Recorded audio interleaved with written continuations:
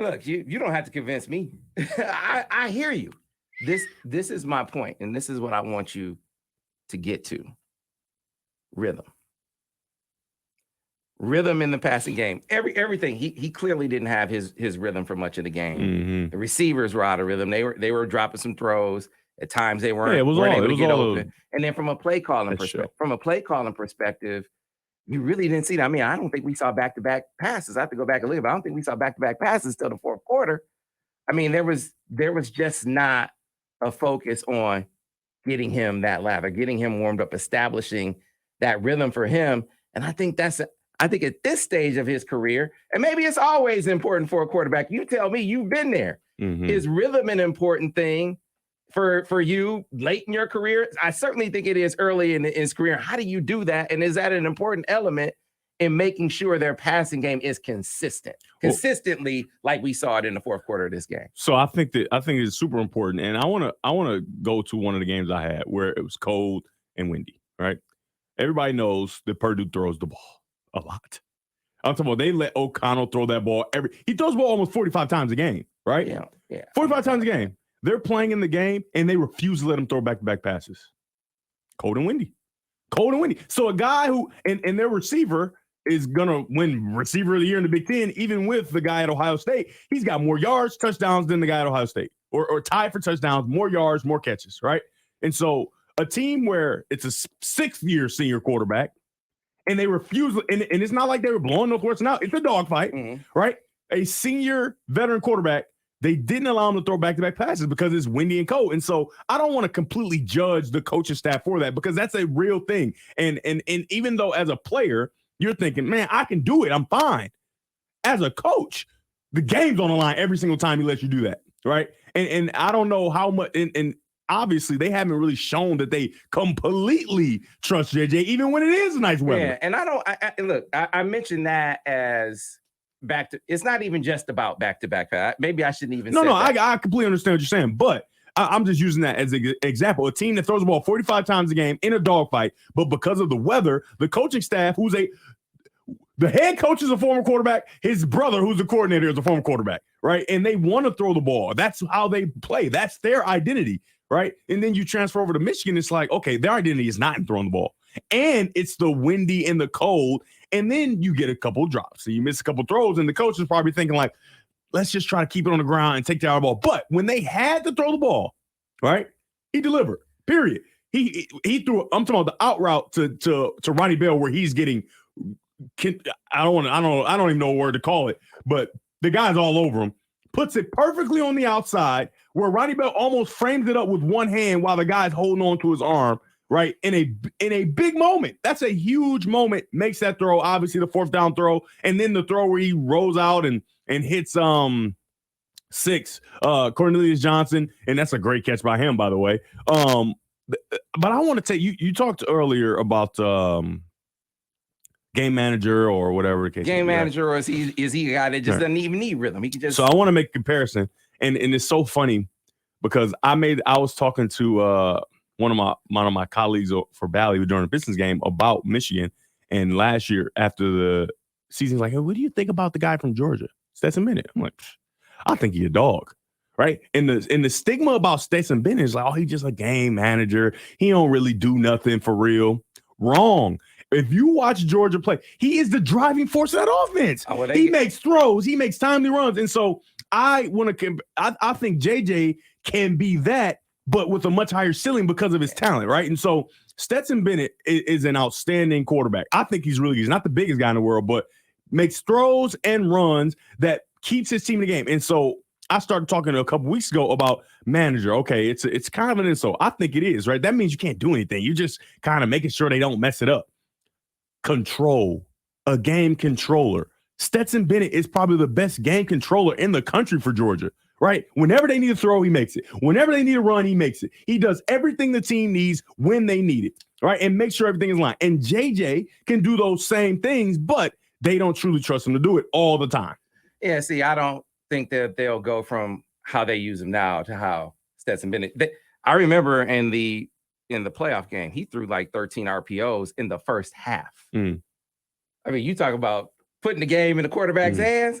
They put the game in the quarterback's hand. I don't see that. They're going to do it. I don't see them. They're going to do it. You want to know why? Because they don't have a choice. They're going to do it, Sam, because they don't have a choice. And we just have to hope. We have to. We think highly of JJ, right? And guess what? JJ thinks highly of himself. Not an arrogant guy, but I can tell you right now, he believes, I swear, when you put this game in my hand, I'm going to beat Ohio State, and I'm going to go on, and I'm going to be the front runner for Heisman next year because of the way I played in this one game. So when I say I don't think they're going to do that, I don't think they're going to do that from an RPO perspective. You can put the game in his hands in other ways. I don't think they're going to have a heavy RPO. We don't know, but guess what? Number 9 is going to have the ball quite a bit, and he is going to have to make plays, and they're going to have to trust him to do it, or they're going to get blown out. And so this is where I'm going with it. We're 11 games in now. The clutch plays that he made at the end of this game. And now you don't really have a choice, because when you watch the way Illinois played them, I mean, I talked about their plan in the run game with sound. It was predicated on we're going to disrespect the personal space of your wide receivers. They can't beat us, right? And so you compare how Michigan's DBs are playing their wide receivers, give them a little cushion at times. They never gave Michigan's receivers cushion. They were like, I mean, because the thing is like the way Michigan runs the ball, you can't allow that to happen. If you have the pieces and you can put people in position to stop the run, you have to do that, right? And to do that, right? Because like we talked about, the intricate run game, they always have the numbers. Michigan always finds a way to have the numbers. So you have to add guys in. And when you do that, you have to play man-to-man on the outside. So most of the passing game was a rhythm and timing passing game. Think about it. When the ball is out, it's out on time. The only time the ball is not on time is on those deeper throws, right? The deep throws. So the passing game is rhythm and timing. If you get up in the face of the wide receivers, it takes away the rhythm and timing, right? So now you're like, okay, we'll live with, okay, maybe you might beat us, but is he going to make the throw, right? Because his rhythm and timing are off, because everybody in the country that's going to have to face Michigan knows Michigan hasn't properly, in my opinion, put the quarterback in position to get off of schedule on those plays that the rhythm and timing is messed up. He hasn't done it, right? Or he hasn't shown to be able to do it in game over and over and over again, right? So you gamble, right? Defense is a gamble because you're always behind. You're going to put more guys in the box, make sure you have the numbers, stop the run, right? Stop the run. And then on the outside, okay, he might hit one. He might hit another one. But is he going to do it every single play, right? It's similar to the Chiefs against Tom Brady all those years ago when he was with the Patriots. 2-man, right? You play 2-man against a guy that can't run, but you're forcing the quarterback to be perfect on the outside every single time, right? Because you take away the middle, you get in that inside hip pocket if you're a defender, and you force him to throw outside because that's the toughest throw to make. And he did it every single time. The Chiefs are like, we can't do anything about that, right? If the quarterback is going to be perfect every single time, we'll live with that. And most defenses will, and that's what Illinois did, and I guarantee you that's what Ohio State's going to do. They're going to get in their faces, and they're going to say, first of all, we think our DBs are better than your receivers. That's the first thing. Secondly, we will live with if you can make plays on the outside because you haven't shown the propensity to be able to do it just yet. So the one thing we know that you will do and that you can do and that you beat us with last year is run the ball in a multitude of ways. So we're going to make sure we stop it. Yeah. So I use the back-to-back passes as an example. That's not the only measure. There was another instance. So it's the drive that Blake gets hurt on. There was a 2nd and 1. It's like, oh man, they're gonna play pass it because they were with the wind at that point. They ran it, and it was either no gain or they got hit for a win. I'm not mad at something like that. So my point is, this is an opportunity to start trying to back them up, because if you look at the difference in the way that they play, Michigan, their defensive backs gave Illinois' receivers a little more respect. Tommy DeVito is not as talented as JJ McCarthy. Numbers wise, JJ had more passing yardage, but who played closer to their ceiling in this game? Which offense played closer to its ceiling in this game? I would argue it was Illinois, and it was because they were able to make Michigan respect our pass, respect us enough to give us a little cushion in here to go out and get our running game going, which they did in the third quarter. Now, credit to Michigan's defense for being able to slam the door.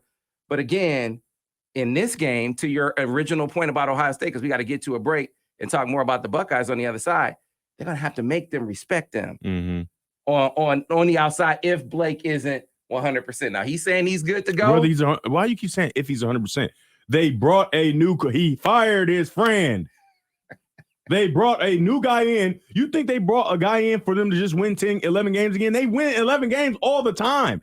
He didn't fire his friend because they win 11 games. He fired his friend so this guy can make sure that Blake Corum does not, 100% or not, get what he is able to get the way it sounds like we're making the same point then.